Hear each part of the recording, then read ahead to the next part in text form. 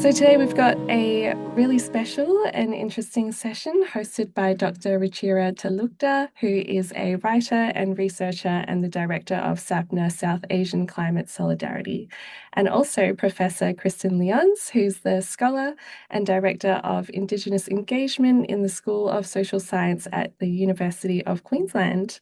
So thank you both so much for joining today. We'll be discussing Ruchira's new book, which is The Politics and Resistance of Coal in Australia and India, Climate Justice Activism in Global North and South. An incredible body of ethnographic and historical research in both Australia and India, with lots of insights for effective solidarity and decolonial climate activism. So really keen for this session. A quick reminder that the session is recorded. Captions are enabled, so feel free to toggle them on and off as works for you. This might also be a longer session of 1 hour and 15 if needed, so please stay until the end if you can, and pop any questions you have into the chat. I'll have a look out as we might have some time for Q&A at the end. Without further ado, I might hand over to you both to kick us away. Hi, everyone. Thank you so much for coming. I'm usually very kind of tight and contained with my presentations, but I feel that with the book, there are so many layers and so many different directions it goes in that I've really struggled to try and put it into some kind of structure for 20 minutes, but I'm going to try my best. So I'm going to take around 20 to 24 minutes to go over some of the key things in the book, which I'd like to share as a campaigner, as an activist, which most of you are in this room. And then I'm going to hand over to Professor Kristen Lyons, who's been a very firm supporter of my work. And I'm very glad and I'm very thankful for her generous reviews and comments and perspectives that I've received, both during my PhD and afterwards, to talk about the book in connection with her own work. So this is a labor of love. So I just want to begin with the story of the book. And before that, I'd like to acknowledge the traditional owners of the land that I live on, the land of the Wurundjeri people of the Greater Kulin Nation. I'm in Melbourne, usually, but right now I'm based in India and back in Australia in the next couple of months. So this book has had a long journey. I've been in environmental activism, first in India and then in Australia, over 20 years. When I used to be, and I write about this in the acknowledgements, I'm just going to read out just the first paragraph, because this is how, for me, the need to write not only specifically about Australia and India, but the subtitle of the book is Climate Justice Activism in the Global North and South. So for me, right from the very beginning of my time as an environmental campaigner, I've wanted to write on this topic because when I first started working in Greenpeace India, and we are part of an international organization, but working kind of with the issues from the ground in India, I faced a challenge. I'm a narrative person, I'm a storytelling person. And I think that the challenge I faced was in being able to articulate the stories of climate and environmental justice or injustice coming from the ground in India in terms of campaigns that were being formulated in the global north, because most of the international headquarters of organizations are based in the global north. So this is the first paragraph of my acknowledgements. This book has been 20 years in the making. When I stepped into environmental activism in Greenpeace India in 2005, I was struck by the challenges experienced in telling stories on climate change from the ground in India for the Global Greenpeace Network. The messiness of everyday lives lived in proximity with nature in the global south, in South Asia, which is a reality for vast majority of the population in South Asia, could not be rolled into neat stories with a singular advocacy for our campaigns. It is at this point of time that I actually started reading a few writers who have critiqued Northern environmentalism, Northern conservation environmentalism. Most of that work is work done over the 70s and 80s. So I started reading them to try and understand, how to formulate a critique in my own head and understand what the feelings that I was going through. So at this point, I read Ramachandra Guha, who is a Marxist environmental historian, amongst other things. His essay, Radical American Environmentalism and Wilderness Preservation, A Third World Critique. And Ramachandra Guha and Juan Martinez Alier. Juan Martinez Alier is someone who's later gone on to build bodies of work like the Environment Justice Atlas. But in the very beginning of his work and in connection with Ramachandra Guha, Varieties of Environmentalism, Essays North and South. Now, this title, Varieties of Environmentalism, Essays North and South, just keep in your mind, because when I come to circle back to the very last chapter of this book, I'll be talking about how we use this concept, but in the context of climate change in our campaigns today. So I actually started reading academic literature on environmentalism and literature critiquing what academics call global north conservation environmentalism, because of my own experience working in an international organization, not being able to tell our stories with the full complexity that they deserve from the global south. So this was an early experience for me. I have also worked in Australia in Greenpeace and the Australian Conservation Foundation. And what I've seen during that time is a transformation and a transition also from older stories, older narratives, to more collaborative working and older narratives breaking. So this book packs my own experience of 20 years and observation, but it also specifically packs in research over 5 years in 2 continents. So when I went in to do my PhD in 2016, the next session I have after this, an hour after this, is at UTS, where I did my PhD from. My supervisors were both concerned that I wanted to write about everything. Like, I wanted to write about environmentalism, the global north versus south. And I wanted to write about India and Australia. And I wanted to do that because I wanted fellow campaigners and activists to really get the differences at the ground level. And so that we do not formulate what we call climate solutions from the context that we see, from the political economy, from the social climates that we see. And we think their solutions apply to other places, but particularly between the difference between the global north and south. So what we decided was a structure for how I write a PhD thesis. The book comes out of the thesis. We decided on a structure which had to be multi-layered. So basically now I just want to take you through the chapters in the book, but before that, I think I just want to show you the questions I asked. Basically, what we needed to do to compare Australia and India in a way that I could incorporate both changes happening in movements in their own countries. Like, how is environmental activism changing in Australia in the era of climate change, that being the issue to work on?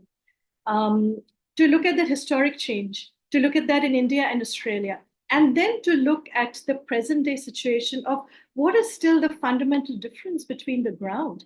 Like Sapna South Asian Climate Solidarity, it's a project that's born for me. There are many others in Sapna also in the beginning as co-founders, but for me, it was born out of these questions. It was born out of remembering the similarities and differences between a place like South Asia and Australia. And how do you do global solidarity work across these differences? So I'm just going to quickly go now to the book and just kind of tell you a little summary story of each chapter. And I will come back to the last chapter at the end, because that's where I want most of our attention and engagement, because it's about how do we work across differences. So I asked those questions in the first chapter. So chapter 2 is actually something I wrote with a lot of love over a lot of time, because I think this, for me, again, a critique of wilderness-centric northern environmentalism, as has been categorized in academic literature. I think for me, the journey began a long time ago in 2005, when I was in Greenpeace India, because I started wrapping my heads around some of the challenges with kind of one-size-fits-all conservation, and the effects of that in many global south geographies, and the continuation and ongoing dispossession of indigenous people continuing. It's happening in South Asia right now. It's happening in Africa now with new issues like kind of carbon offsetting, so on and so forth. So basically, this was written with a lot of love, but this forms a background to compare with today in terms of what's going on in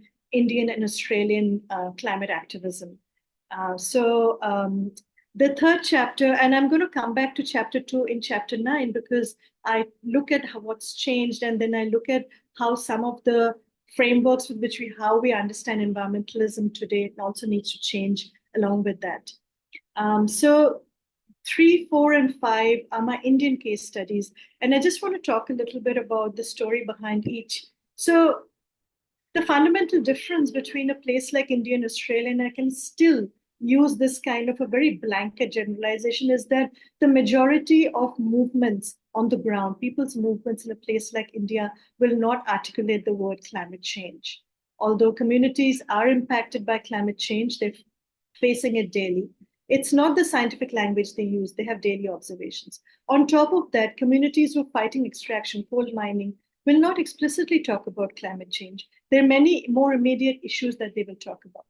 So, for me to be able to get to a discussion of the particular case study in India, which was a movement in the central part of India, where there are a lot of forests, which is also indigenous, home to indigenous people who still live on the land.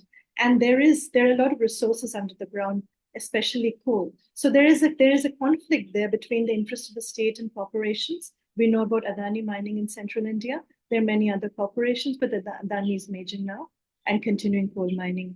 So there is a conflict there between indigenous land and human rights, between the state and the corporation's interest to mine and cut down forests. As we speak right now, 100,000 trees are being cut down in a part of central India for an iron ore in the forests. So essentially, to arrive at an analysis of how anti-coal movements and effectively climate movements, because they're stopping coal on the ground, the larger narratives and forces within which of the state that they're operating within, to analyze that, I actually had to look at where do Indian movements spring from? Where do they get their argument about rights and things like that? So in India, it is very closely tied to rights enshrined in the Indian Constitution for India's indigenous people.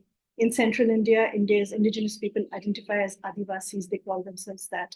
So basically chapter 3 is an analysis of different movements for rights, which have emerged in India's neoliberal era from the 1990s. While India opened up its economy, it also came up with legislations which give effect to constitutional rights guaranteed. So there's been an interesting conflict, much like the Native Title Act, there's been an interesting conflict between rights of indigenous people and the interest of mining. So I look at how historically India's movements have transformed from an era where there were no rights legislations to an era where there are rights legislations, from an era where there was less mining to now more mining, and the effects of climate change. And then in chapters 4 and 5, I specifically look at the anti-coal resistances. I look at the politics of coal, and I look at how the activities of a community in working in solidarity and collaboration with Greenpeace. Greenpeace was present there in central India, working with this community for them to understand their rights and then to use those rights to say we veto the coal mine. So I had to capture the politics behind the coal mine from the topmost level to the very ground level. And in that, there's much captured, which we won't have time to go through. One of them is the beginning of, so this coal mine was actually stopped temporarily. It is going ahead now in a different guise. That's a different story. It's not part of my research, so we'll just stick to this. What's interesting, the difference between India and Australia, the difference between my two cases is the Indian coal mine, for the timeline that I did my research for between 2010 and 2018, the coal mine was actually stopped. But what started was a crackdown on communities and activists. You might have heard of, kind of the way in which environmental organizations and human rights organizations have been targeted in India. A lot of them have been shut down. Amnesty doesn't operate in India anymore. So there's this larger political context within which this movement has been contesting and fighting for their rights, have won their rights temporarily. The forests have been stopped from being felled and people's livelihoods have been saved for a while. So chapter 5 is where it's based on my fieldwork in Mahan in central India, and I'll show some pictures later, where I go and I talk to people there on the ground, and I write about the place itself. The others are the larger politics. So coming to Australia, This is something that most of you here are much more familiar with, and some of you have probably spent years working on this, is the politics of the Carmichael Adani coal mine. So looking again at historically how Australia's movements have transformed in the climate era, how their narratives have changed from an era of conservation to now in the era of climate change, how multiple groups and multiple organizations are kind of working on the issue of climate change, and narratives have kind of cohered under one umbrella, which is different from India. I'll come to the differences in the beginning. In India, it's cohered under constitutional rights and democracy, given the state of crackdown on civil society also that's playing out. Chapter 7 and 8, I specifically look at the politics of the all too familiar with many of you, but perhaps the kind of documentation that comes in the books can add some further insights from, sometimes when we are really occupied with something and working on something, we miss some details and we miss some insights. So in this, I categorically look at the different streams of the movement as different, so that we could delineate also the tensions and the lack of alignment at many points of time between the Indigenous resistance and the mainstream Stop Adani resistance. It's important to do that because one of the questions I really ask in this book is about how are mainstream environmental organizations and networks working with the more grounded issue and historic issues of land justice and land rights and forest rights of Indigenous and local communities. So these chapters 7 and 8 look at the Stop Adani movement, they look at the farmers' resistance, and they look at the Wangan and Jangalingu people's resistance, the no means no campaign phase. I haven't looked at standing the ground phase. The research ended before that. So there is also a timeline of these separate movements offered in chapter 7. And chapter 8 is where it's based on my fieldwork in central Queensland. And I have many anecdotes and interesting experiences to share from there, which I won't have time for. But I just wanted to share that it was interesting when I was doing my fieldwork in central Queensland. And given how like we are working as activists, we work in difficult situations. You have communities and you have groups who are preparing to blockade, and there's a lot going on. So I'm familiar to a few people in the network, but not all. And when I was there, being the only Indian amongst them, sometimes people thought that I was an Adani spy and wondered if they should talk to me or not. But anyway, those kinds of things are mitigated, and you just have to be there long enough that people get it what you're doing, but not too long that you bother activists when they're really busy. That's the thing with research. So basically, these case studies are detailed. And then in chapter 9, I finally come to, so how do we look at these differences and understand these differences and all these differences when we make narratives about climate solidarity, about climate justice? So for that, I think the last 2 minutes, I've hopelessly run out of time. I just want to share with you a couple of things from slides. These are slides I used for talking to PhD students. I don't need these now. We can take them in questions. So one of the things in chapter 9, I talked about one of the earliest books I'd read in critiquing Northern environmentalism by Ramachandra Guha and Juan Martinez Alia, Varieties of Environmentalism, Essays North and South. And I think I take that concept and I write about varieties of climate justice in my last chapter. So the thing is, and my research shows that, research after research shows that people working on the ground know that and tell you that. In a place like India, most communities are not articulating the word climate change, but doesn't mean that they aren't working on campaigns or they aren't taking actions which stop climate change. So essentially, there is a difference between the movements in Australia, even the Wangan and Jagalingu no means no campaign at times, of course, talked about climate change. And it is, the thing is, you use multiple stories and whatever is most pertinent for putting your ask, your claim, your historic story forward. Stop Adani is, of course, a climate change campaign. Farmers for Climate Action, of course, a climate change campaign again. But with the Mahan community, whose photographs I'll show you in a minute, the Mahan community don't talk about climate change. Most people don't know the scientific phenomena of climate change. But people like us, who I call interlocutors, I'm going to come to that in a second, will tell you that it really doesn't matter. This is not to be confused with climate denialism. I've had conversations, and even in our own Sapna network, I have had conversations with people where when you're told that, okay, the majority of people living in villages in, on the ground in a place like South Asia are not going to use the word climate change. A lot of people ask me, are they climate deniers? This is so when I talk about context of the global north versus south, I think this is one of the first things we need to understand is that this is not to be confused with climate denialism. The politics of climate denialism, the churning out of pseudoscience, and how that influences a certain electorate in Australia and the United States and many other parts of the Western world is not to be confused with people living on the ground and experiencing climate change every day who might not use the scientific jargon. So with Sapna, later on, after my PhD, I have, and we have stories on the Sapna Instagram if you want to look at. There are many different ways in which communities on the ground talk about climate change through their everyday experiences of the weather. So that being the fundamental difference. The community in Mahan wouldn't use the word climate change when I talk to them. How it is a derived meaning. It is a derived meaning interpreted through many different connections they make and some that we who interpret what they say make. So we need to remember that there is not just one kind of climate justice. It is contextual to a place, it is contextual to a community, it is contextual to the historic fight that a community has. And those differences are very important. And the second thing, because this is one of the biggest things that comes out for me for my own journey over 20 years, and also looking at the role Greenpeace played in the case of the Mahan campaign in central India.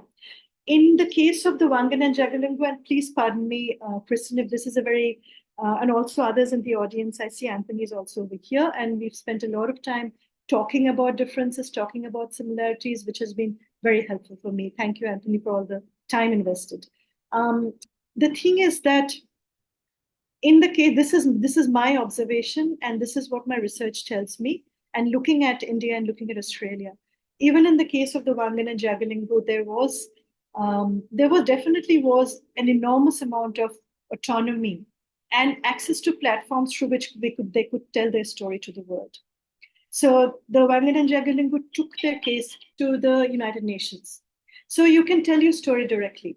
But in the case of many, and this is probably an exceptional case, probably in many cases, there have to be interlocutors who tell the story of communities to the world. But in the case of Mahan, for my research, in the case of Mahan, the Mahan community doesn't have access to the global stage by themselves. It is Greenpeace who tells their story. So Greenpeace could tell the story of what's going on in the forests in central India, what's going on with the forest rights of these communities, the violation of these rights to the world. And they interpreted what goes on the ground with the international language of climate change. So that is the role of the interlocutor. A lot of climate justice researchers, and I state this because I face this particular conflict in my own work, a lot of climate justice researchers who are probably based in the global north, but they're looking at the global south. They want to do it right. So they've asked people like us about, oh, but you're telling someone else's story. But what they don't realize is probably there are situations where that story needs to be told by someone who has access to platforms. So the role we have is a crucial one. This is something I've played over a long time, and I wanted to bring this out. It is a very crucial role we play because we can misinterpret, we can not represent certain stories, we can hide certain stories. So the purpose of an interlocutor, and I take Naomi Klein's concept, she in This Changes Everything, 2014, she writes about the role of a climate justice campaigner is to hold the different threads and kind of what's going on the ground. I add to that, we translate the many different contexts. Don't miss a story because each story is important for a community. That is the role of the interlocutor. It applies a lot to cases like the Global South, but it will well apply in the Global North as well. So I finally come to my recommendations that are in my last chapter, and I won't have enough time to go into them. If people are interested, I would like to send in an email the last chapter so you can read it. Essentially, so I started writing this book with a very long-held intention that I wanted to write about the critical differences between the global North and South. I needed to write that for my fellow activists. When I finished writing the book, especially the last 6 months after finishing the PhD that I invested in writing this manuscript, I see that the questions I asked to look at coal coal mining, the politics of coal mining and community resistance on the ground in India and Australia applies to what's going on right now with renewable energy. So this book and the research and its findings are applicable not only for coal, but they're also applicable for new energy, for so-called clean energy, because some of you might have seen this. We have used this in Sapna multiple times. This comes out of my research.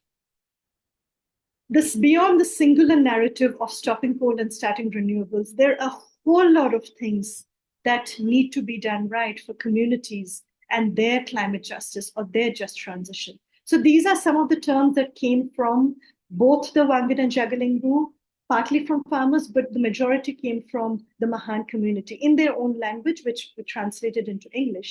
I will show you a photograph where they actually hold a banner saying democracy Zindabad, which means long live democracy.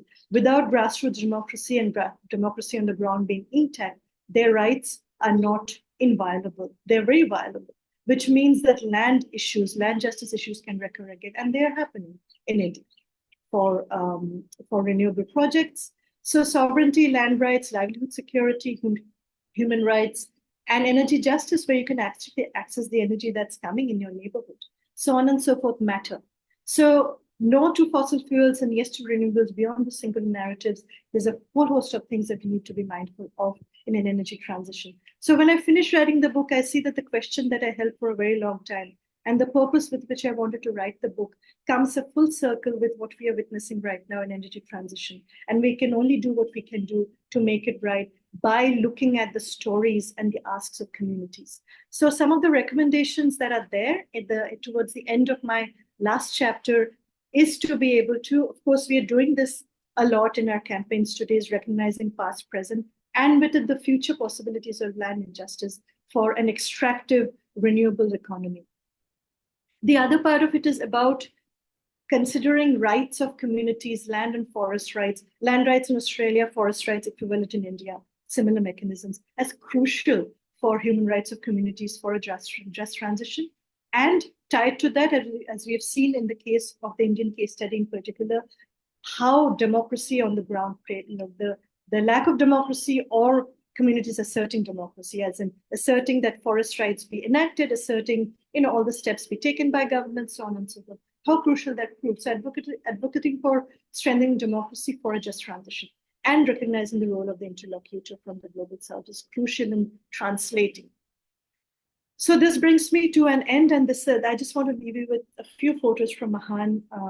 You might have seen these before. So people at the peak of the movement were, there was a lot going on. You can read about it or we can discuss it at another point of time.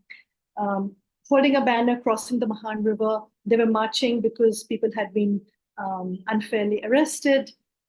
Bottom left, they're holding a banner standing under a mahua tree. Mahua tree is the lifeline in central India. People sell the fruits and the flowers, and it's a forest economy they live off. They're holding a banner which says "Long live democracy," because they use the Forest Rights Act in India to actually veto the coal mine on their lands. And that veto was violated. It's a different story for a different day, and it's in the book.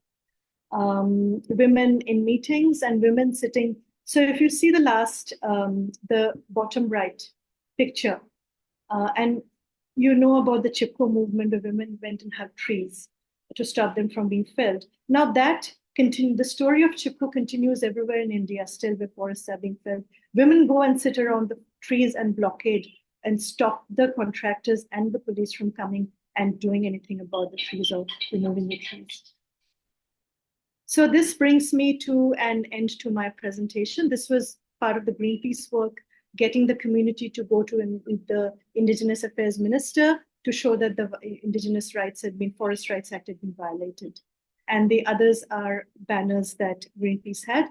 You can't muzzle dissent in a democracy is the banner Greenpeace held after they had been cracked down on because they worked on stopping coal in the ground.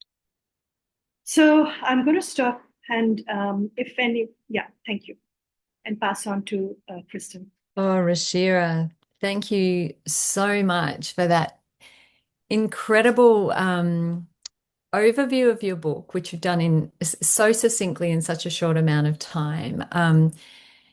And for the inspiration of what one can achieve when one works with love. I love how you talked about your book as a labor of love over 2 decades, and particularly those front end chapters that you wrote with love. And I just want to start by commending you as someone who has worked in a university for 20 to 25 years. We don't often see people talking about their work with such, depth of care and love. So congratulations to you, not just for your work and your advocacy, but for the caring, loving way with which you do it. I want to start by acknowledging that I'm really grateful that we're having this conversation about your work today, the first day of National Reconciliation Week, and acknowledge that I'm here in Brisbane on the country of Yagara and Turrbal peoples.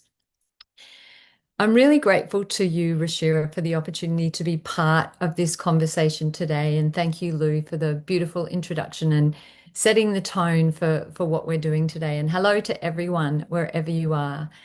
So I've got about 14 minutes. And in that time, I feel really honored to have the opportunity to talk about three aspects of Ruchira's work that I think are, kind of, for me at least, key pieces of the vital contribution that you make. There is so many more than three important things, but drilling it down to three, I want to make just a couple of intersections. As Ruchira, you generously mentioned, I have done a little bit of work that has some alignment with your work, so I want to speak to that.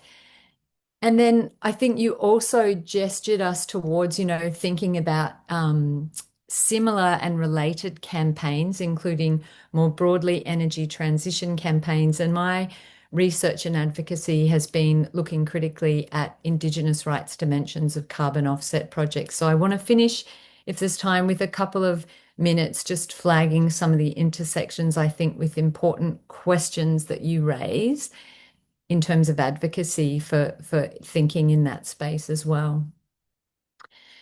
So starting then with the first of the three vital contributions, Ruchira, of your work, I think the first one is really clearly, and you set it up really beautifully in that final diagram that we just saw, is the vital need that we, wherever we sit as advocates, scholars, broader community members, the vital need to centre rights. And you looked there at the broad set of language that can be encompassed there.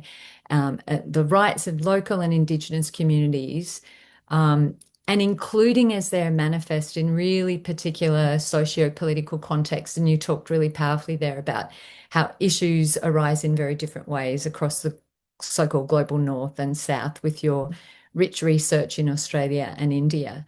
But that we need to centre rights as the basis for socially just and environmentally responsible transition to a decarbonised future. And your positioning in the book that rights matters and advocating for rights is not just from a normative position that human rights and Indigenous rights are a good thing and that we have responsibilities to uphold rights through the United Nations Declaration on the Rights of Indigenous People and the array of frameworks in India that you made mention to. All of these things absolutely, provide a normative reason as to why we want to centre rights. But actually what you've showed through your work is that a rights-based approach actually is central to campaign success and for building viable responses to the climate crisis.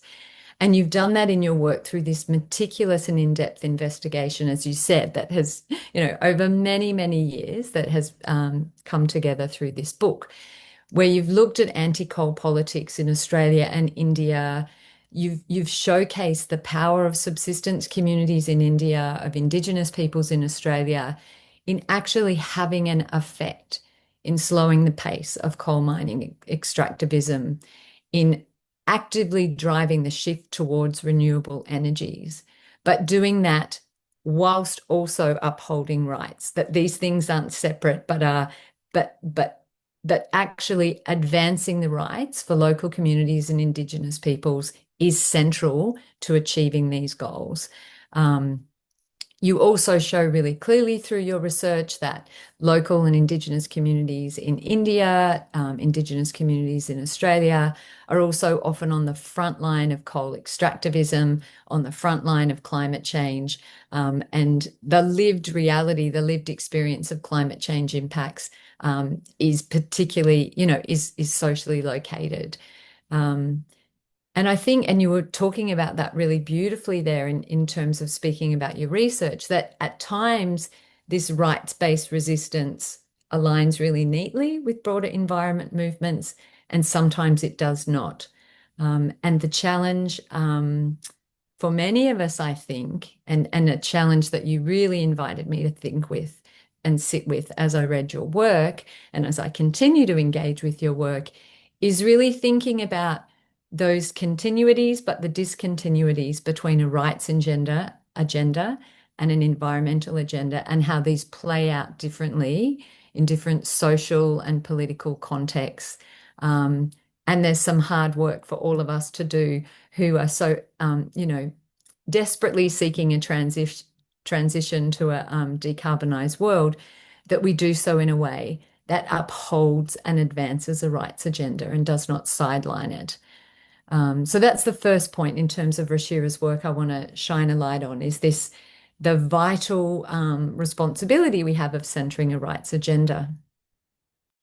The second vital contribution, I think, is the way in which you, Ruchira, have located local and Indigenous resistance in the present in a historical context, in a colonial and a settler colonial context of resource extractivism and violence.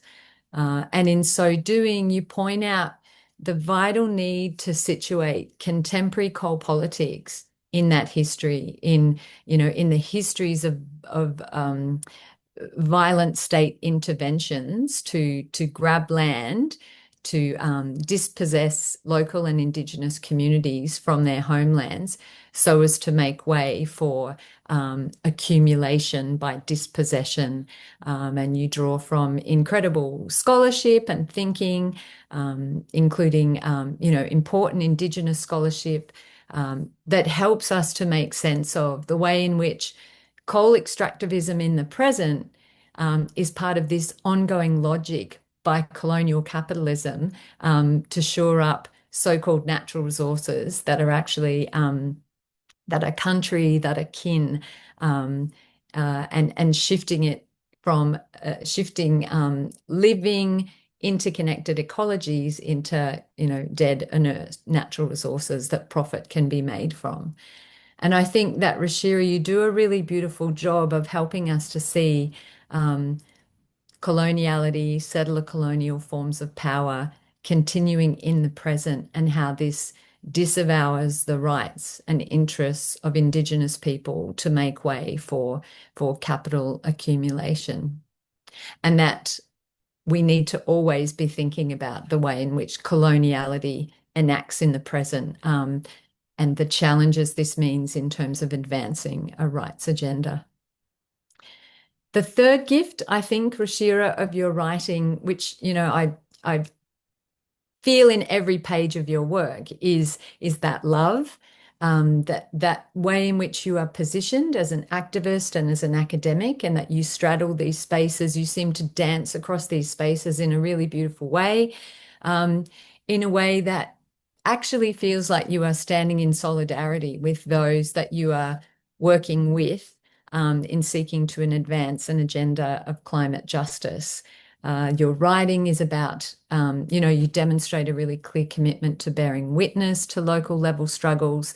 And in so doing, you offer this really powerful disruption to some of the dominant narratives that tell a story about environmental movements and environmental politics that can miss local politics as they play out on the ground. So Ruchira's work in Australia in particular, if I can just jump to for a brief moment, has, as you mentioned, Ruchira, provided a really detailed account of the Wangan Jagalingou Family Council's Indigenous rights campaign, including its significance in bringing their international Indigenous human rights frame to anti-coal campaigning, and that distinction with broader environmental campaigns. And that has been that International Indigenous Rights Campaign has been acknowledged internationally. Adrian Burragubba has been awarded with, for example, the Bob Brown Award. At the time, youth spokesperson Marawa Johnson was recipient of the Goldman Prize last year, I think it was 2024, kind of UN Environmental Peace Prize. Many, many other measures, I've just mentioned those two, that are really clear markers of the global impact of this Indigenous rights agenda in the international context. And as Ruchira kindly mentioned, I've also was involved in some research in collaboration with the Wangan and Jagalingou Traditional Owners Family Council. Anthony Esposito is on the line here too, who's also a key part of bringing that project together. We were also in partnership with the Australian Lawyers for Human Rights. And like Ruchira, with that work, we were very interested to seek to make visible the way in which the violence of colonialism bears down on Indigenous peoples when they seek to assert their right, including the right to say no to mining on their country. And so that was part of the story that we wished to tell through that research. But what we were also really interested to tell, which is another part of the story Ruchira tells, is that Wangan and Jagalingou, like traditional owners in other parts of Australia and around the world, have continued to assert their right to say no to mining on their homelands as part of a defence of culture and country. And in so doing, this is a really clear marker of this resurgence of Aboriginal rights in the face of settler colonial state institutions, the ongoing affirmation of Aboriginal authority and unsettling this idea of the settler state as being in service to extractive industries. I'm mindful of the time, so just in 1 minute, I just want to say I think there's a bundle of similarities and lessons that we can learn, I should say. Let's not worry about the similarities because there's no time. But just to say there's a heap of insights, Ruchira, from your work, which I am bringing to think through some of the similar kinds of tensions, but also potential opportunities that we can apply to other kinds of environmental campaigns. And so I mentioned at the beginning that I'm especially focused at the moment on carbon offsets and the way in which carbon offsets are increasingly being positioned as a key part of the puzzle in terms of this transition to a net zero. There are all sorts of Indigenous rights challenges, both in Australia and around the world, with the expansion of carbon offsets, including in the Indian case as well. But in the interest of time, I'm not going to speak about those at all. I do have a report that I'm happy, if it's appropriate, that we can share that speaks to these issues.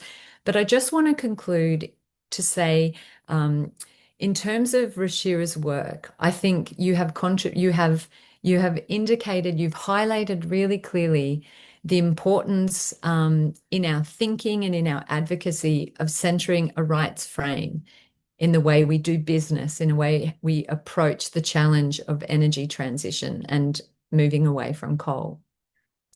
You have secondly continued to inspire me of the absolute importance of, in the present, always contextualizing where we are as advocates, as researchers within histories of colonialism and settler colonialism, and that this is the context in which Indigenous rights work is playing out, and how do we, in the positions we occupy, seek to render those histories present, but also disrupt them. And thirdly, and I think this is such a powerful part of your work, Ruchira, is the way in which you have engaged so deeply in the process of bearing witness to those who are directly engaged in the struggle. And the power of your book and your work is that you speak with and not for, and you constantly reflect on your positionality and your privilege. And I thank you for your work and for the opportunity to be part of this conversation. Thank you so much, Kristen. That was, yeah, thank you. Amazing. Well, thank you so much, both of you, for such a rich discussion. I want to thank you individually. So, thank you, Ruchira, for, as Kristen said, so succinctly summarizing the findings of your book and research and this huge labor of love. And also, Kristen, for adding to this rich discussion through your reflections and insights. I've been furiously taking notes because there's so many nuggets of wisdom and interesting points that I want to memorize. But we might open up the room or the virtual room for Q&A. There's a couple that have come through in the chat. I know Ruchira also wanted to kind of leave some space for reflections as well from the audience. I'll let you lead on that, but I might just quickly refer to two questions that have come through. And if anyone has any other questions, feel free to just raise your little virtual hand or pop it in the chat and I'll read it out. But these are both from Jenny. So one is, how significant is the Indigenous issue in India when it comes to resisting coal development? I think, yeah, that's more a context question. And then another one was for Kristen. Could you spell out the discontinuities between environmental action and social justice action? I'll answer the first one really quickly. So Jenny, the long story, chapters 3 and 4 of my book. The short story, India has the world's largest indigenous population, something we don't know about. The majority of them still live on the land, like they haven't been dispossessed from their land, they still live. But there is, and as I said, in central India, there are two areas which are predominantly indigenous, tribal, we say in the Indian constitution context, the word is tribe. Parts of 13 states in central India and the northeast of India, many states. Tribal lands, special protections in the Indian constitution, but there is tense conflict there between the interest of mining, because those places are rich in resources and there are forests above, and the contest between indigenous rights and mining is acute, especially in central India. There are much more details in the history of indigenous activism for rights and self-determination in India in my chapters, and lots of references as well. Jenny, thank you for this question. So there's a question in the chat from Jenny about what are the discontinuities between environmental action and social justice action? And I guess, and Ruchira talks about that a lot in her work, but at times, the agenda, the goal, the purpose of an environmental campaign may match up with an Indigenous rights, with the hopes and aspirations for a group of Indigenous people. But I guess the point I'm trying to make is it doesn't always. So I'm going to give a case study and hopefully that helps to make sense. So I'm thinking about in my current work with carbon offset, with global carbon offset. There is a huge project. It's the world's largest grassland project for carbon offset in northern Kenya called the Northern Rangelands Trust. And it has, it is making claims on carbon sequestration based on, a complex land management system that involves over 40 different Indigenous organisations across this huge tract of land, 2 million plus hectares in northern Kenya. Big corporations from Meta, Netflix, British Airways rely upon this company and this carbon offset initiative as the basis for their, aspirations to reach the magical goal of net zero. But what the Kenyan Land Court has found earlier this year is that actually the Northern Rangelands Trust has failed to uphold Indigenous rights, including particularly the right to free, prior and informed consent around decisions about what exactly this would mean for land management practices, what rights and including access rights people would have to this land. And so we have this disjunction now where this project, and of course we can have a big debate about the efficacy of these projects in actually sequestering carbon dioxide. And, there's all sorts of critique that can be made about carbon offset projects. Putting that aside, what we have here is a project that has failed to engage with Indigenous communities who have rights to this land, in terms of what happens on that land. And so I hope that's a useful case study. Sorry for taking up all the time. That it doesn't match up. It's not appropriate. This is not appropriate conduct. It's out of alignment with rights and responsibilities as a UN DRIP signatory. And these companies must do much better, because we can't say we're achieving one environmental goal if we are not upholding fundamental Indigenous rights. Apologies, Ruchira, I took too long then.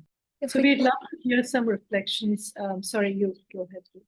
Oh, I was just going to say, if we don't have any more questions, just wanted to throw to you and see how you'd like to spend this time. Ruchira, did you want to add to that discussion about the potential disconnect between environmental movements and social justice, Indigenous rights advocacy? Yes, I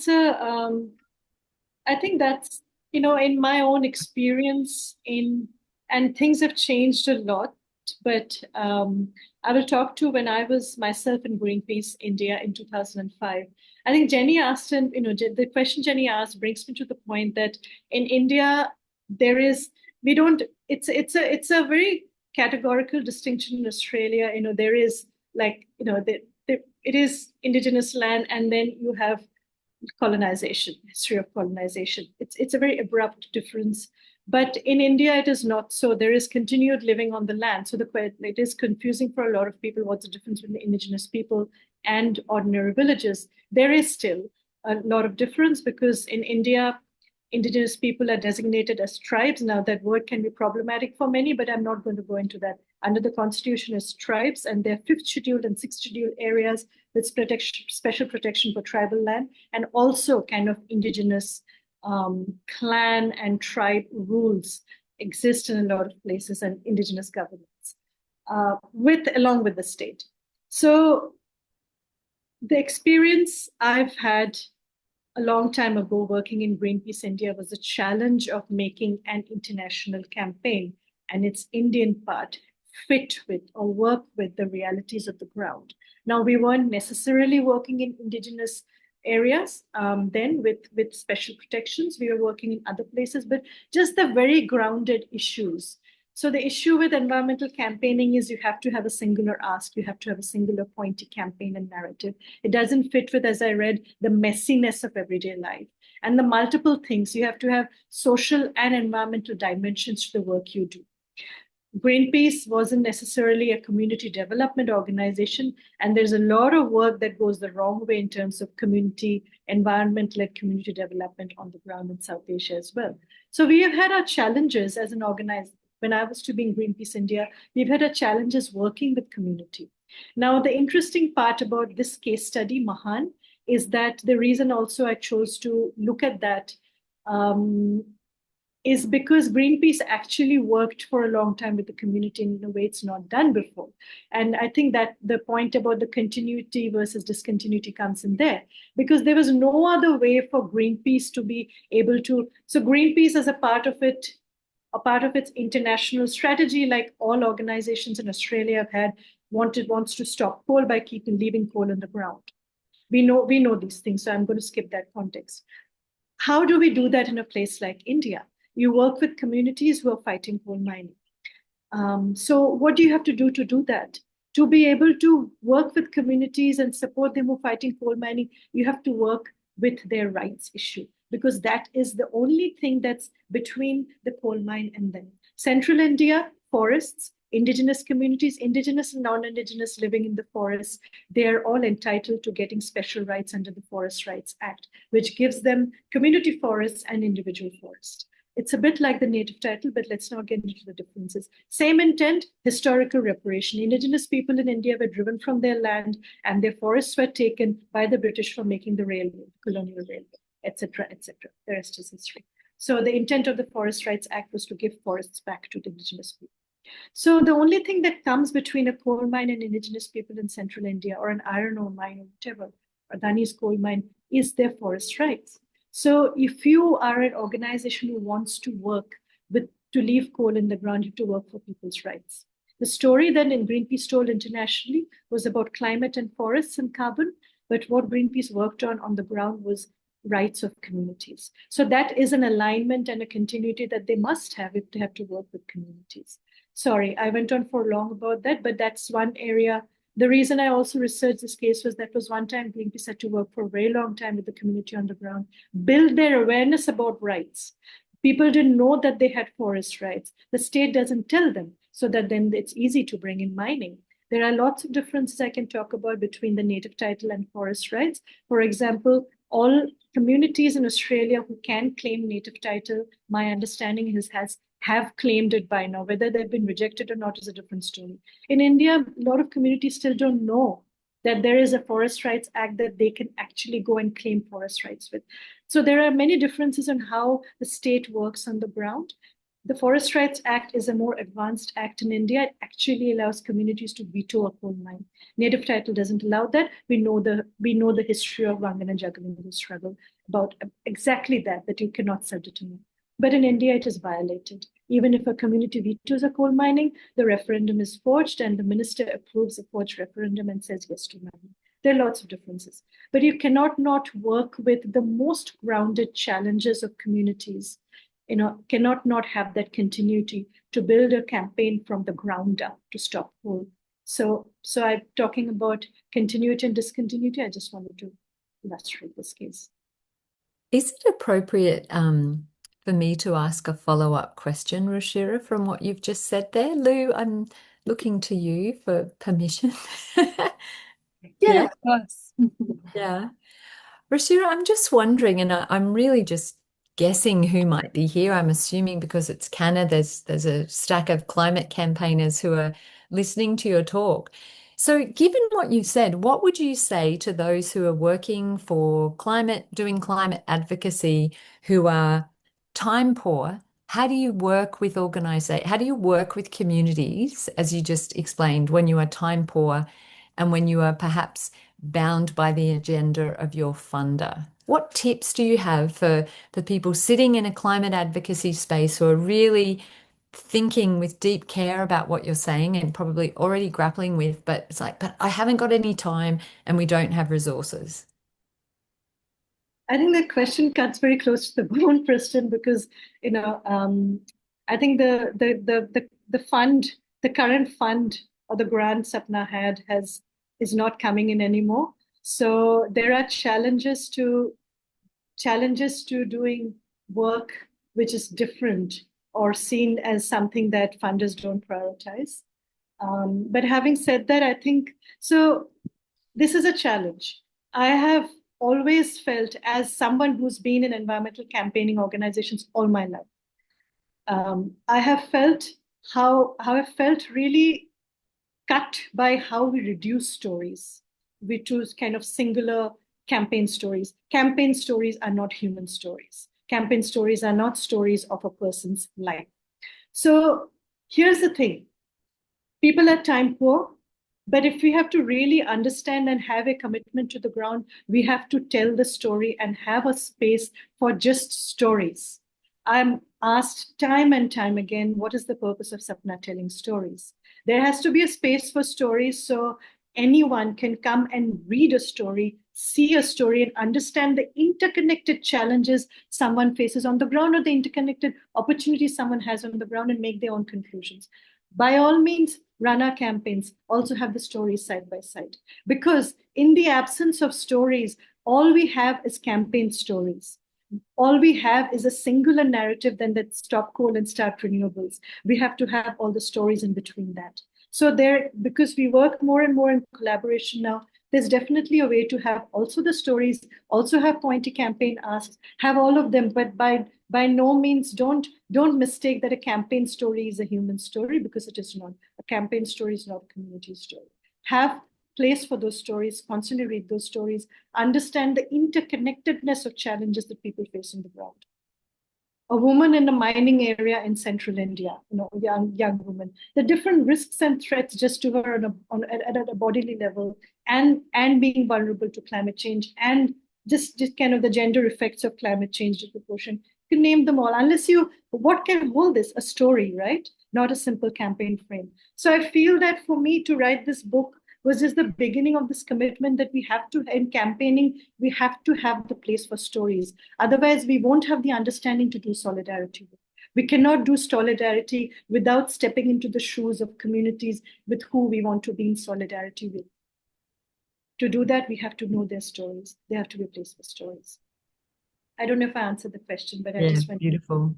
And it sounds like what you're saying is the risk is if we conflate campaigning with storytelling and think if we're that campaigning ticks the box of storytelling, that we might actually be continuing to be extractivist in our relationship with communities because we're taking someone's story, someone lived experience, someone's maybe suffering in order to advance a campaign agenda without thinking in more complex ways about solidarity and how our campaign work can be part of our ongoing commitment to decolonising campaign work, which obviously is a lifelong commitment for certainly for myself as a non-Indigenous settler colonial descendant and for those rest of us here. I'm wondering if we could even ask a question to anyone in this space, and Ruchira, or back to you, about what possibilities there are to seek to pressure funders to provide more, funding space for this storytelling as part of the solidarity work that's going on, or that should be going on. I don't know if that question makes sense, but I mean, I'm looking at smiling Brad. Lovely to see you after all these years. Brad or others, do you work in a space where you get to talk to funders and go, hey, funders, with all of your, pots of money, this is part of the work as we grapple as an organization with the importance of decolonizing our work?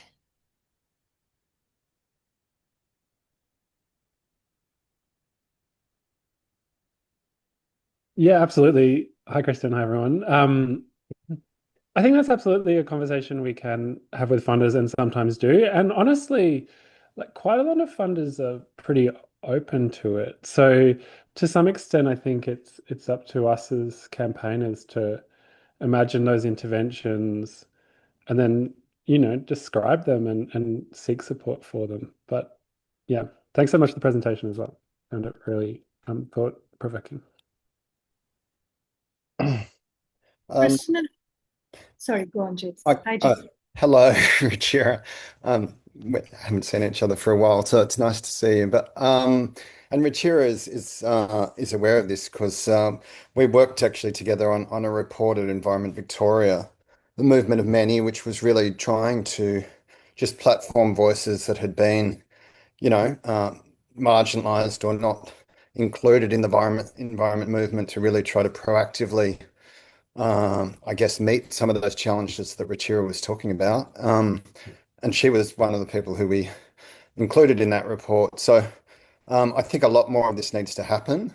But it's certainly something that I think, I've also worked in the environment movement most of my life. And, I worked with Ruchira at ACF many years ago. And I think it's only just in the last few years that this discussion has been, pushed to the fore. And I do think, I want to acknowledge the work of Ruchira actually in helping to make that happen. But I think it is slowly happening. And that was one small thing that we really just put together a report, movement and managed, sort of platforming about 12 people from all different, ethnic and minority groups within Victoria who have found pathways into the environment movement, just sort of mapping out the different sort of challenges that they had faced. But yeah, I think that kind of work is really important, exactly as Ruchira said, in terms of not just having campaign asks, but if it's not about real people, then what is it about? I think it's just crucial. And so I think this is sort of slowly happening, and I think at least in my case, some of that's been inspired by Ruchira's work. So thank you.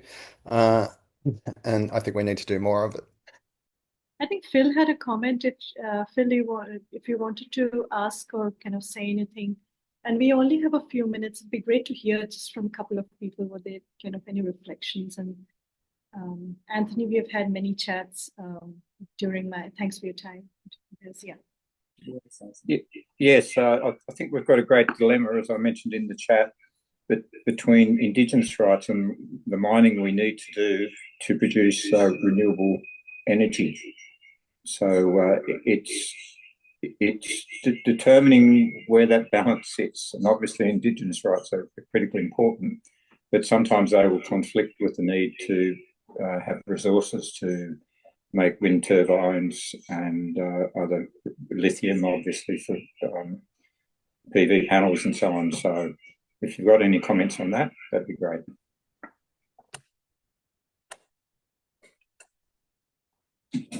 Just unmute Ruchira. Sorry.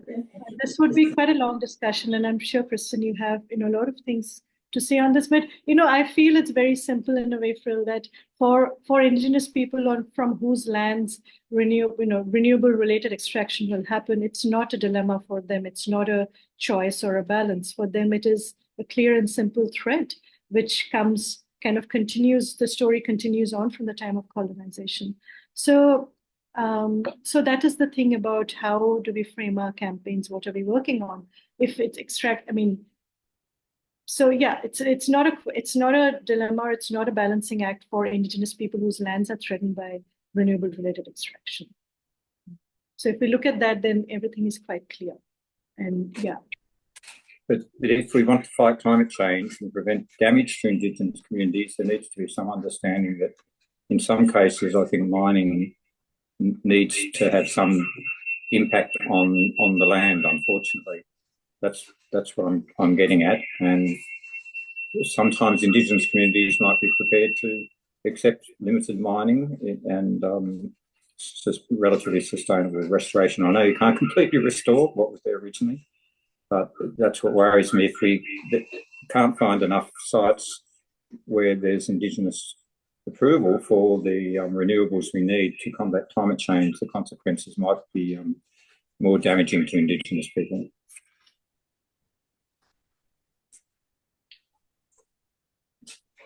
It's an ongoing conversation. I think there's a lot. And we know poor people are the ones that are going to suffer the most from climate change, unfortunately. Yes.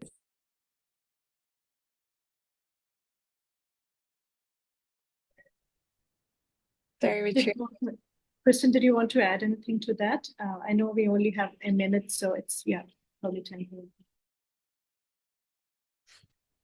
Phil, it's a great question. I feel like I've already spoken quite a lot, so I'm mindful, but I do have a fabulous Colombian, she's doing her PhD with me. I have the honor of watching her, Sara Mejia Manoz, who is, at the tail end of her PhD looking at Indigenous-led pathways for critical mineral extraction in Colombia, where Indigenous law and governance is centered. And I think there's all sorts of exciting work in these kinds of spaces. Is what does an Indigenous-led model look like? Where do we look around the world? Where can we look around the world where this is happening? Yeah, I would say there's exciting work. So I can connect you with Sara at another time if you'd like, Phil. Her work is really exciting, and there's lots of people around the world doing great stuff. Thank you. I work in the Indigenous rights area as well, so I can see the difficulty in that, and I would accept if the Indigenous community did not want any mining in an area, I would be accepting of that view. But sometimes there is a compromise that might be satisfactory to some Indigenous communities. Yep. Thank you. All right, so we are on time. I just wanted to throw to you, Ruchira. Do you have any last words that you wanted to give us before we wrap up? Thank you, everyone, for coming. I just wanted to say about the book that I never intended it to be something that's exclusive and locked up somewhere. It's so expensive with an international publication that it's not affordable in India, which is unfortunate. So basically, here's the thing, that if anyone wants to read the book but do not have organization resources to purchase a copy, even the ebook, then please ask me. I'm going to send a PDF. But anyone who's interested to read and does have organization resources, part of an institution, you can buy. Please do buy. I think Lou's already sent the link. She can send it again. And this was also meant to be something that we have multiple conversations around, because there's a lot packed into it.